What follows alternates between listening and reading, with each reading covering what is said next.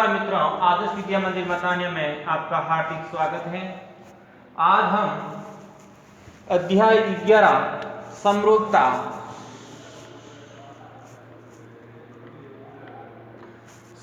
के अंदर हम पढ़ेंगे।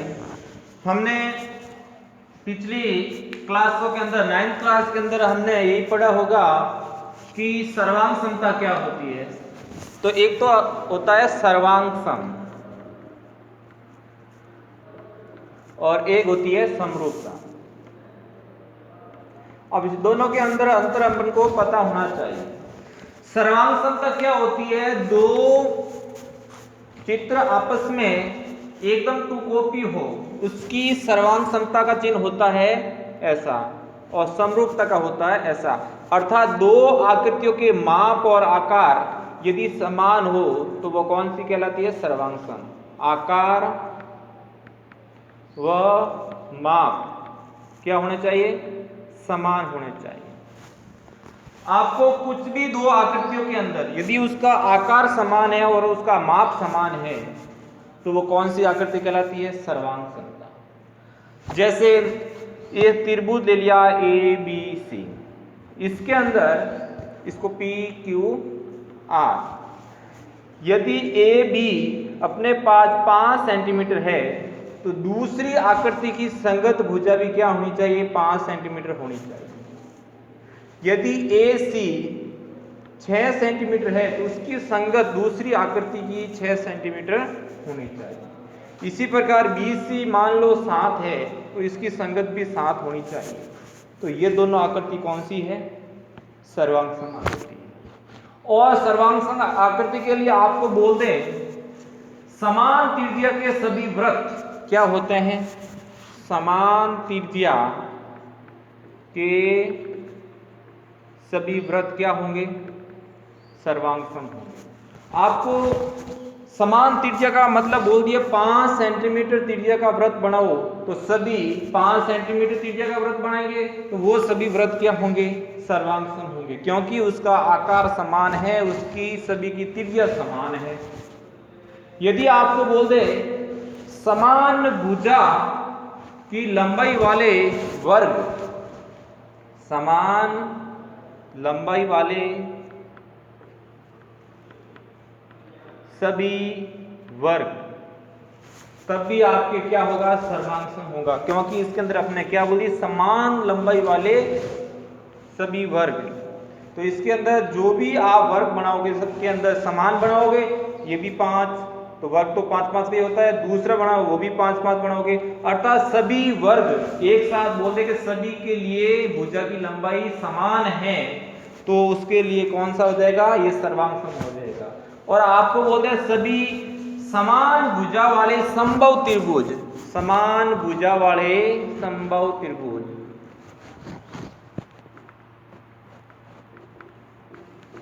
समबाहु त्रिभुज, तो आप सभी क्या बनाएंगे? समान भुजा वाले। आपको लंबाई बता देंगे इतने सेंटीमीटर की समबाहु त्रिभुज बनाओ तो आप सब 5-5 बनाएंगे, दूसरा वाला भी 5-5 बनाएंगे, तो ये दोनों क्या हो जाएंगे? सर्वांग सम हो जाएंगे। अब आपको पूछने का तरीका और अलग बोल दे, आपको बोला सभी वृत्त क्या होते हैं? तो सभी वृत्त आप सब वृत्त बनाएंगे, कोई बड़ा बनाएगा, कोई छोटा बनाएगा, कोई बहुत बड़ा बनाएगा। तो ये सभी वृत्त क्या है? समरूप है, क्योंकि वृत्त का आकार तो सेम है लेकिन उसके माप अलग अलग है। इसकी त्रिज्या अलग है, इसकी त्रिज्या अलग है, इसकी त्रिज्या अलग है। तो यदि ओनली आपको यही बोल दे कि सभी वृत्त क्या है? समरूप है, और आपको बोल दे समान त्रिज्या के सभी वृत्त तो सर्वांग सम है। अभी आपको बोल दे सभी वर्ग क्या है? जैसे आप वर्ग का नाम लोगे तो आप वर्ग के लिए आप क्या करोगे? चारों भुजाएं बराबर करोगे, और दूसरा वाला भी क्या करेगा? बड़ा बना देगा लेकिन भुजाएं तो बराबर करेगा। कोई तीसरा बनेगा या छोटा सा बनेगा लेकिन भुजाएं तो बराबर करेगा।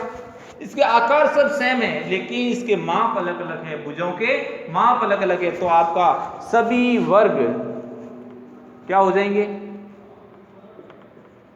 समरूप हो जाएंगे। क्या हो जाएंगे? सभी वर्ग क्या हो जाएंगे?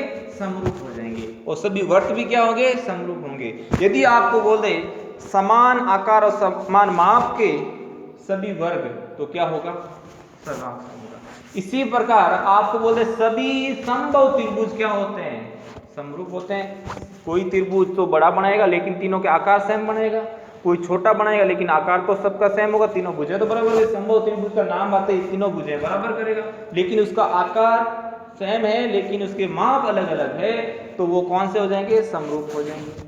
तो एक आपको ध्यान रखना है, यदि सभी समान त्रिज्या के वृत्त बोल दे तो सर्वांग सम, यदि सभी वृत्त बोल दे, समान भुजा नहीं बोले, नहीं समान त्रिज्या नहीं बोले, तो वो समरूप होगा, क्योंकि छोटा बड़ा भी तो होता है लेकिन आकार तो सेम है ना, ये छोटा ये बड़ा आकार, इसका छोटा आकार है। अब आपको बोले सभी वर्ग तो समरूप कहलाएंगे, और सभी समान भुजा वाले वर्ग तो सर्वांग सम कहलाएंगे। तो इसके अंदर आपको पता होना चाहिए तीन चीज के बारे में, सभी वर्ग, सभी वृत्त और सभी समबाहु त्रिभुज। तो ये तीनों के अंदर हमेशा क्या होगा, समरूपता होगी, क्योंकि आप वर्ग बनाने के लिए कहेंगे तो कोई वर्ग छोटा बनाएगा कोई बड़ा बनाएगा, लेकिन इसका माप तो सब चारों बराबर करोगे ना। एक छोटा बना दिया तो ये सभी दो दो करोगे, ये 5-5 करोगे, ये 6-6 करोगे, लेकिन सबके आकार तो सेम होंगे, तो सभी वर्ग समरूप होते हैं, सभी वृत्त समरूप होते हैं, सभी समबाहु त्रिभुज समरूप होते हैं। अब इसके अंदर सर्वांग समता और समरूपता के अंदर देखो, समरूपता का चिन्ह होता है ये, और सर्वांग समता का होता है समरूपता के साथ बराबर का चिन्ह। अब सर्वांग समता और समरूपता के लिए क्या कंडीशन है, सर्वांग समता के लिए क्या होती है, संगत भुजाएं बराबर होनी चाहिए और संगत कोण बराबर होना चाहिए। सर्वांग समता के लिए क्या है, संगत भुजाएं समान और संगत कोण भी क्या होने चाहिए, समान, तभी क्या होगा, सर्वांग सम होगा। और समरूप के लिए क्या होगा, सभी निसंगत भुजाओं का अनुपात क्या होना चाहिए, समान होना चाहिए, और संगत कोण क्या होने चाहिए, बराबर होने चाहिए। जैसे हम एक उदाहरण लेते हैं,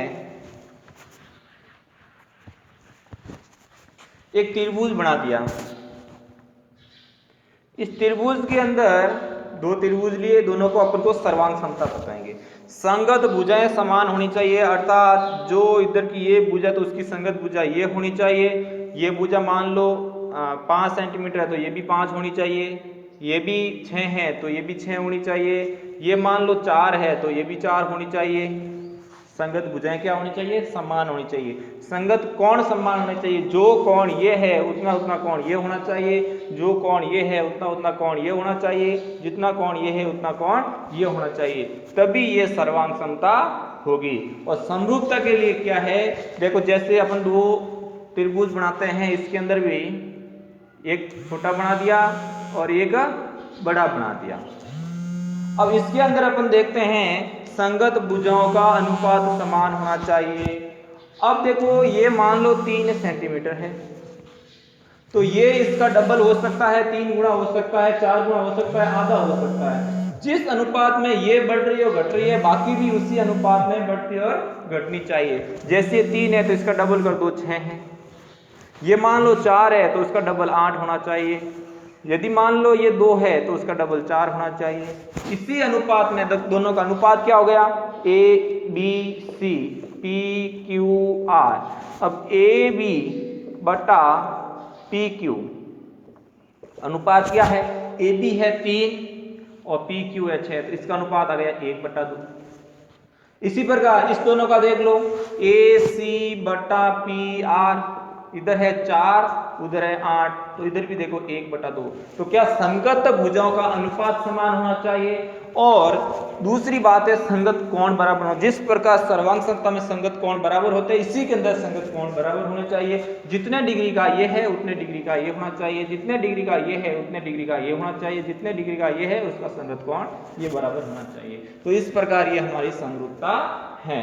अब और भी बहुत सारी आकृतियां है, उसके अंदर क्या संगत भुजाओं के अनुपात समान होने चाहिए और संगत कोण बराबर होने चाहिए, और सर्वांग समता के लिए संगत भुजाएं समान होनी चाहिए और संगत कोण भी समान होने चाहिए। तो इस प्रकार ये हमारा समरूपता है।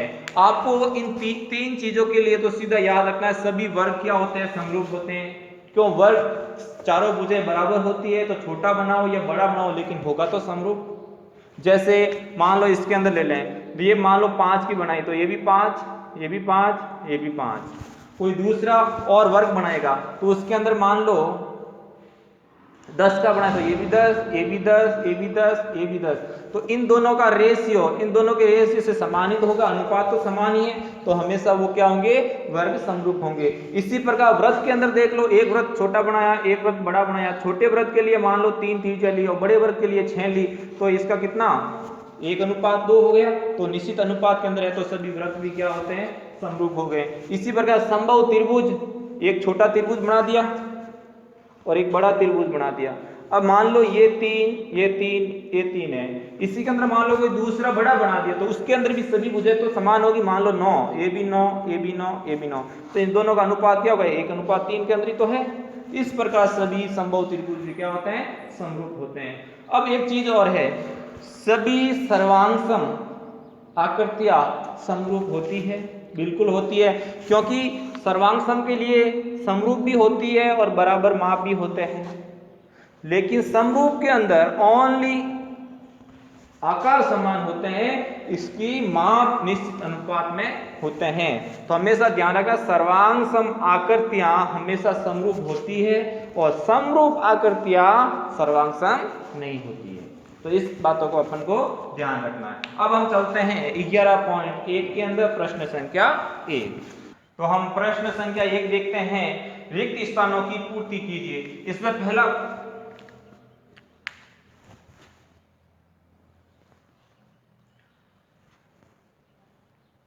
तो हम पहला प्रश्न देखते हैं, रिक्त स्थानों की पूर्ति कीजिए। पहला प्रश्न है, सभी व्रत खाली जगह होते हैं। पहले का पहला क्या है, सभी व्रत खाली जगह होते हैं।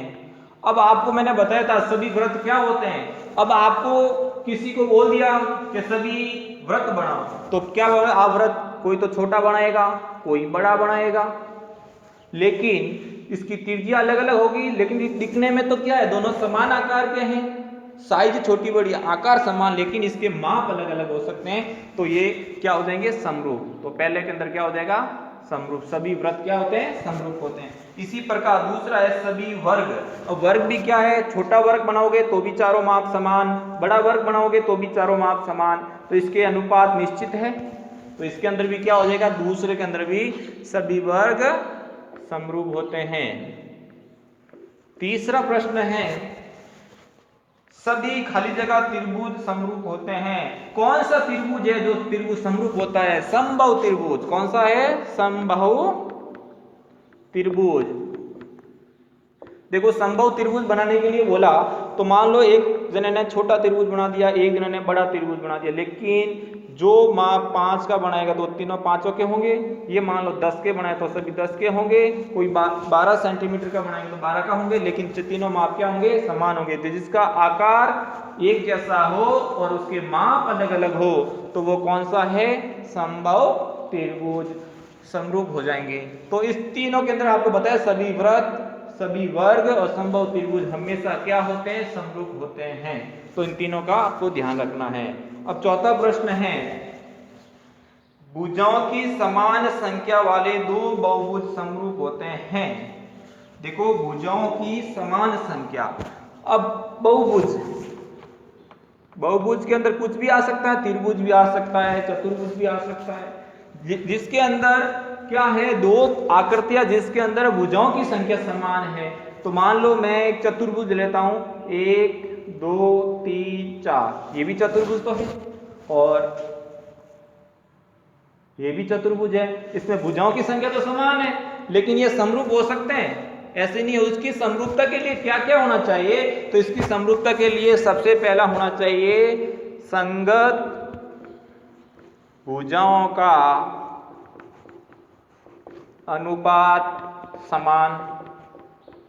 और दूसरी क्या कंडीशन होनी चाहिए, संगत कोण समान।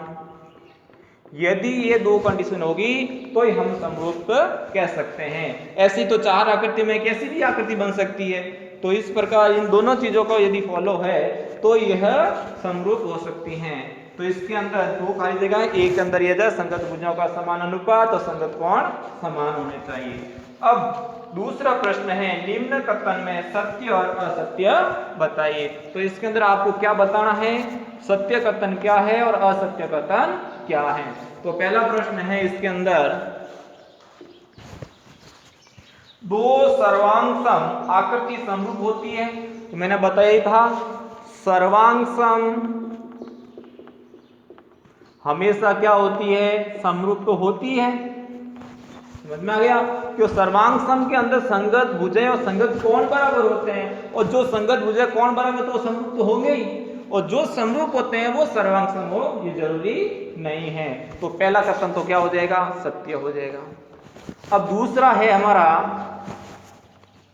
दो समरूप आकृतियां सर्वांग सम होती है, असत्य है, ये तो हो ही नहीं सकता है। देखो समरूप मान लो ये 3 है, ये 5 है, ये 4 है। अब इसका डबल 6, इसका डबल 10, इसका डबल 8, ये दोनों क्या है, समरूप है। लेकिन सर्वांग समता के लिए क्या करना पड़ेगा, ये 3 है तो यही 3 ही होनी चाहिए, ये 5 है तो ये 5 ही होनी चाहिए, ये 4 है तो ये 4 ही होनी चाहिए, तभी ये सर्वांग सम होंगे। तो समरूप आकृतियां सर्वांग सम नहीं हो सकती, लेकिन सर्वांग सम आकृतियां समरूप हो सकती है। तो ये कथन क्या हो गया हमारा, असत्य। अब अगला तीसरा प्रश्न है, दो बहुभुज समरूप होते हैं यदि उसकी संगत भुजाएं समानुपाती हो। अब दो बहुभुज क्या है, समरूप होने के लिए आप संगत भुजाएं का समानुपाती होती है, लेकिन इसके साथ कोण भी तो बराबर होना चाहिए। ये दोनों कंडीशन है तभी समानुपाती है, तो ही हमारा ये समरूप हो सकता है। लेकिन इसके अंदर ओनली क्या बोला है, उसकी संगत भुजाएं समानुपाती है, इसके कोण बराबर बोले नहीं है, इसलिए ये कथन भी क्या हो जाएगा हमारा, असत्य हो जाएगा। समरूप के लिए क्या होना चाहिए, संगत भुजाओं का अनुपात समान, संगत कोण का अनुपात, संगत कोण बराबर होने चाहिए, तो ही हमारा ये समरूप होगा। इसलिए ये कथन नंबर तीसरा प्रश्न क्या हो गया, असत्य।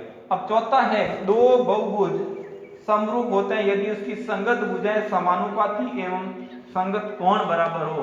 बिल्कुल सही, ये दोनों चीज आ गई, संगत भुजाओं का समान अनुपात और संगत कोण बराबर है, तो ये क्या होगा, समरूप होगा, इसलिए यह कथन सत्य है। अगला है, दो बहुभुज समरूप होते हैं यदि उसके संगत कोण बराबर हो। ओनली संगत कोण बराबर होने से क्या ये समरूप हो जाएंगे। अब दो, ये त्रिभुज है और ये त्रिभुज है, आपको संगत कोण बराबर दे दिए, तो क्या ये समरूप होगा, नहीं हो सकता, क्योंकि इसके साथ साथ संगत भुजाओं का भी अनुपात समान होना चाहिए। तो ये कथन भी क्या हो गया, असत्य। यदि इसका और इसका अनुपात, इसका और इसका संगत अनुपात, इसका और इसका संगत अनुपात और कोण संगत बराबर हो, तो ये हमारा क्या होगा, समरूप होगा, इसलिए ये हमारा कथन असत्य हो गया। तो इस प्रकार अपने दो प्रश्नों में, तीसरा प्रश्न है, समरूप आकृतियों के कोई दो उदाहरण आकृति बनाकर दीजिए। अब आपको दो ऐसी आकृतियां बनानी है जो समरूप हो, तो कोई भी दो आकृति बना सकते हैं। जैसे एक तो त्रिभुज का बना दिया, ये बना दिया ABC, दूसरी बना दी PQR। इस दोनों को समरूप करना है, तो समरूप के लिए क्या कंडीशन होनी चाहिए, इसका मान लो 3 सेंटीमीटर है तो इसका डबल कर लो 6, ये 4 है तो ये कितनी होनी चाहिए, 8 है, ये 5 है तो ये कितनी, 10 है। तो दोनों त्रिभुज समरूप के लिए क्या कैसे लिखेंगे, त्रिभुज ABC समरूप त्रिभुज PQR। इस प्रकार हम जिस प्रकार सर्वांग समता में दो त्रिभुजों के बीच में सर्वांग समता लगाते थे, इसी प्रकार समरूप के लिए दोनों त्रिभुज के बीच में क्या लगाना पड़ेगा, समरूप लगाना पड़ेगा। इसके अंदर देखो, दो A और B ये रही ए और बी, इसमें पी और क्यू, ये दोनों भुजाओं का संगत अनुपात बराबर है, या 3 है या 6 है, तो 1:2 हो गया। इसी प्रकार यहाँ 4 है या 8 है, तो इसका भी 1:2 हो गया, या 5 है या 10 है, तो इसका भी क्या हो गया, 1:2। तो इस प्रकार एक आकृति तो ये बन गई। अब दूसरी आकृति कोई भी बना लो, जैसे ये बना दी। अब इसके अंदर अब कोण भी बराबर होंगे, जो कोण ये है उतना उतना कोण ये भी होगा, जो कोण ये है उतना उतना कोण ये भी होगा, जो कोण ये है उतना उतना कोण ये भी होगा। अब देखो इसके अंदर मान लो ये अपने बना दिया 55 डिग्री, दो आकृतियां बनाते हैं, तो ये भी कितना होना चाहिए, 55 डिग्री का होना चाहिए। अब इसको अपन बना देते हैं 55 डिग्री, इसी को बना लेते हैं, ये लो 55 हो गया। अब आपको 360 डिग्री करने हैं पूरे, तो कितना हो जाएगा,